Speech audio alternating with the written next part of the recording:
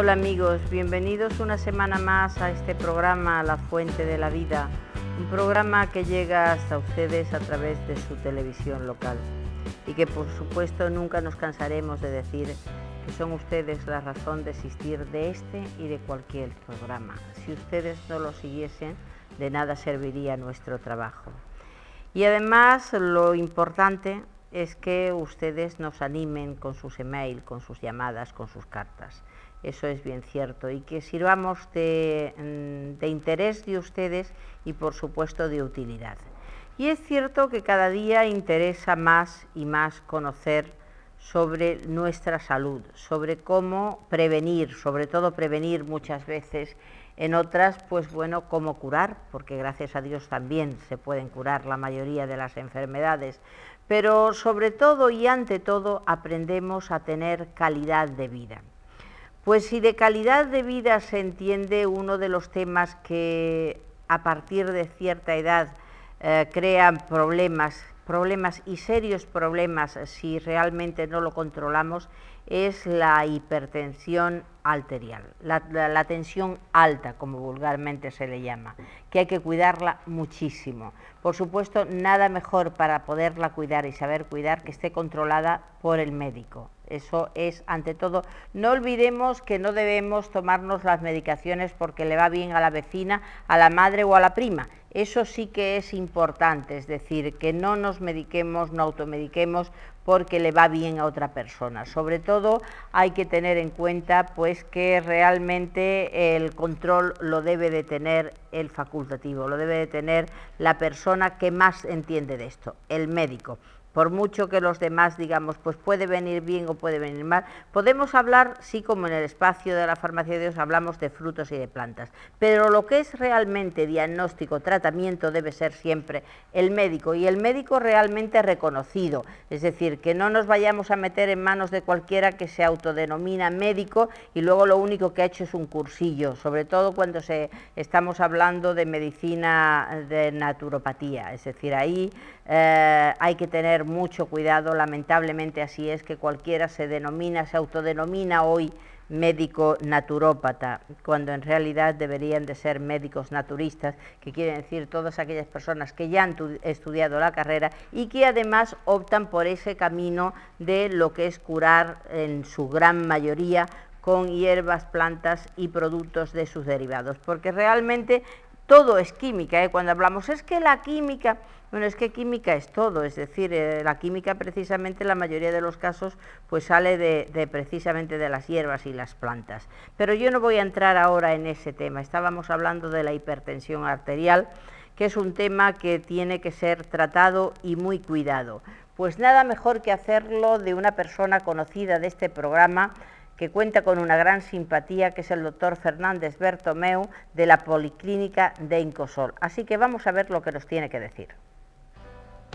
Doctor Fernández Bertomeu, encantada de estar con usted aquí, que nos abra las puertas de su despacho de una forma tan cordial, puesto que así es como queremos llegar a nuestros telespectadores.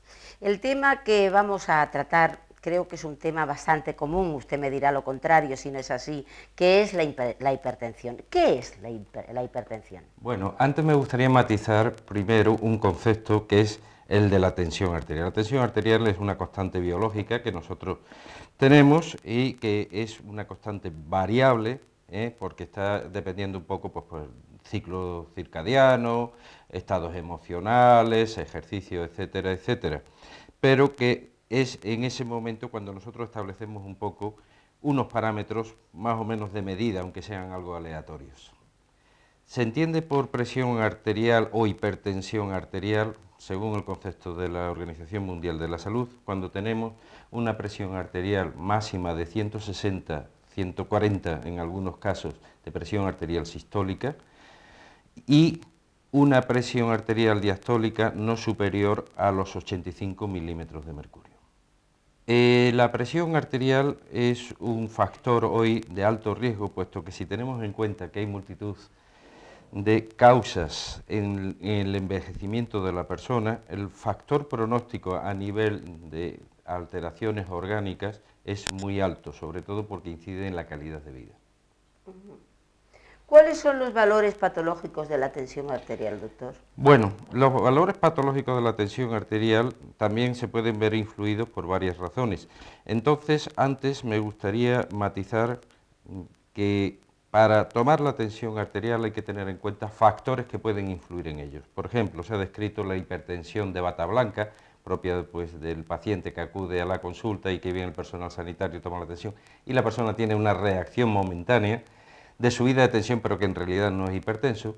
El haber hecho ejercicio previo, pues, por ejemplo, cuando llega un paciente andando un poco acalorado a que le tome su médico o en la farmacia, donde sea la presión arterial, y también pues, el consumo previo de alcohol, aquella persona que ha bebido o que ha tomado café o algunas otras sustancias, pues le pueden influir, por supuesto, las situaciones en general que alteren un poco el equilibrio habitual de él.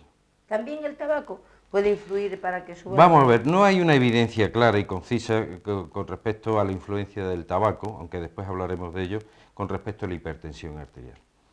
Lo que sí está claro, cuando hablemos de las medidas higiénico-dietéticas, es que, por ejemplo, hay multitud de casos en los cuales en un paciente hipertenso, si encima es un gran consumidor de tabaco, aumenta los riesgos de lesión coronaria, puesto que la hipertensión ya de por sí repercute negativamente sobre el corazón.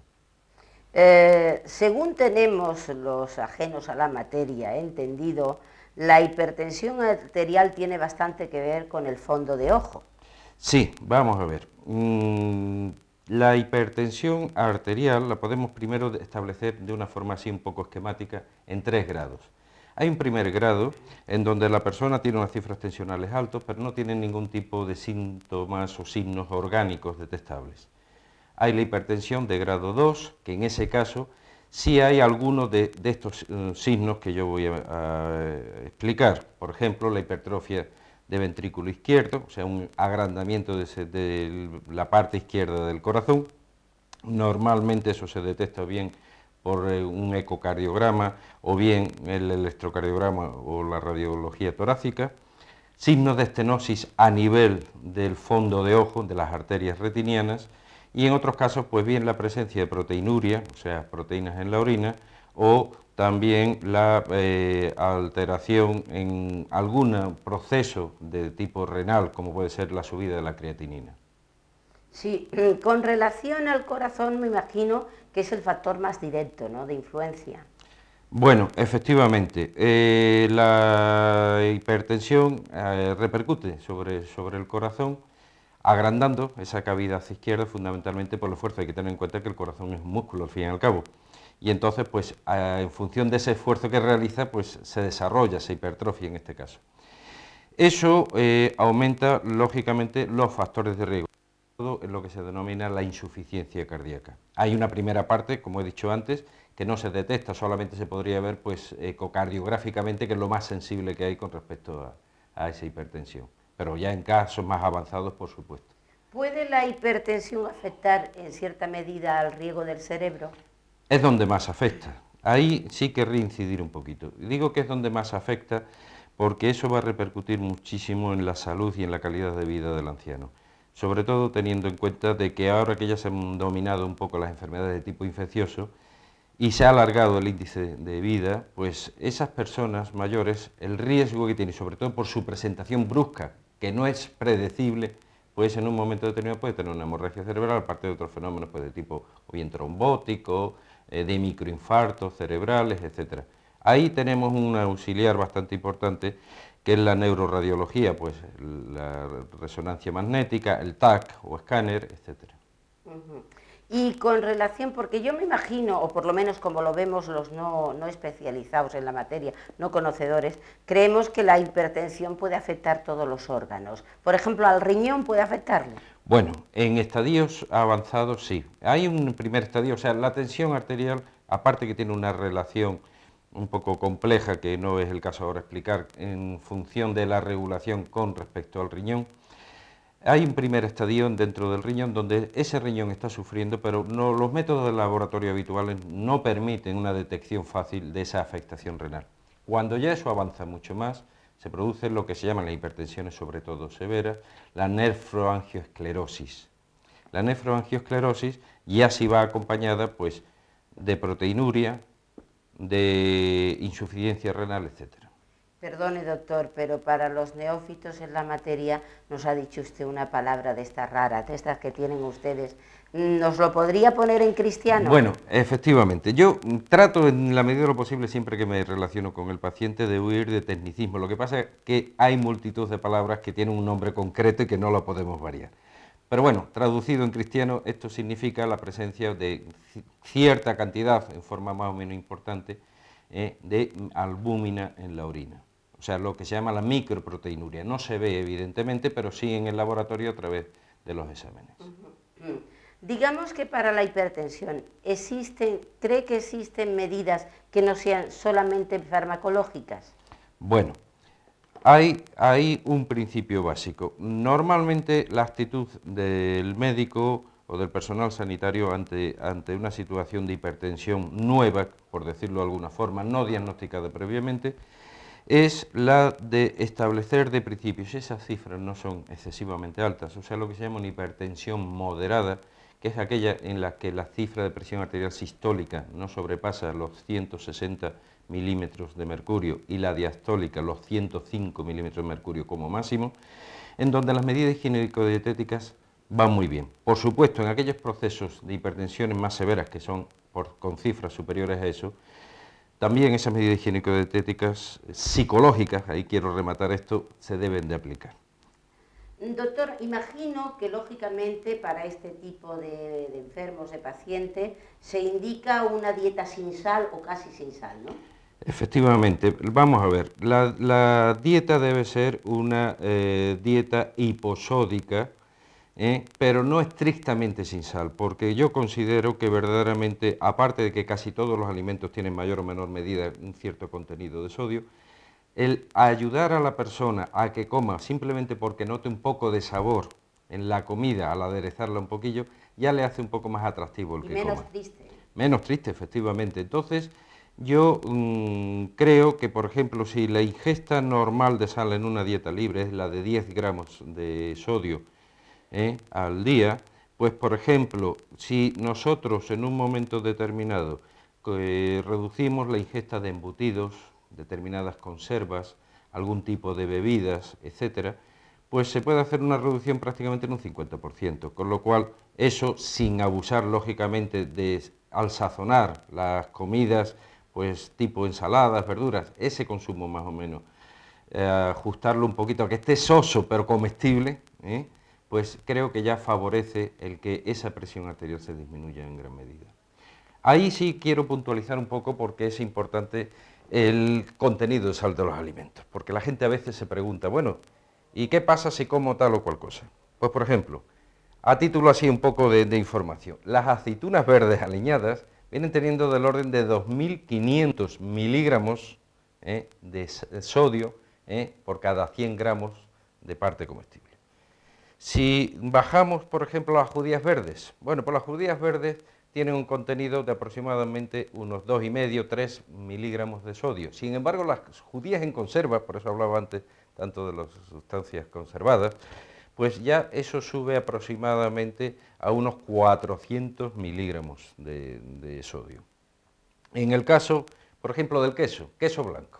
Bueno, el queso blanco tiene un contenido en sodio prácticamente muy pequeño, pues tiene un contenido de unos 22 miligramos más o menos de sodio. Sin embargo, ya el queso fundido o determinados tipos de queso ya muy elaborados, pues eso puede subir en unas 20 o 30 veces más. ¿Influye, doctor, el porcentaje de grasa? Por supuesto. Vamos a ver. Perdón, le he hecho esta pregunta quizás para que nuestros telespectadores sepan por dónde voy, porque soy un poco su portavoz, porque yo me imagino los quesos, por ejemplo, queso de brie, queso manchego, todos están realmente en porcentajes de grasa altos. Sí. Vamos a ver, el consumo de grasas saturadas, que son fundamentalmente casi todas de origen animal, induce de por sí un factor de ateromatosis.